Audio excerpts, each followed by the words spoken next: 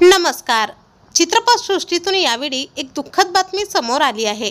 ज्येष्ठ अभिनेत्री लीलावती यांचे निधन झाले आहे. त्यांनी वयाच्या 85व्या वर्षी अखेरचा श्वास घेतला. लीलावती यांनी त्यांच्या कारकिर्दीत 600हून अधिक चित्रपटात काम केले होते. त्यांनी काम केलेल्या चित्रपटांपैकी भक्त प्रल्हाद, भक्त कुंभार आणि संत तुकाराम हे चित्रपट प्रचंड गाजले व यातूनच त्या घराघरात लोकप्रिय ठरल्या होत्या. त्यांच्या मृत्यूची बातमी समोर येताच अनेकांना मोठा धक्का बसला आहे. मिळालेल्या माहितीनुसार गेल्या काही दिवसांपासून ते एका गंभीर आजाराचा सामना करत होत्या. मात्र त्यांची ही झुंज अखेर अपयशी ठरली आहे.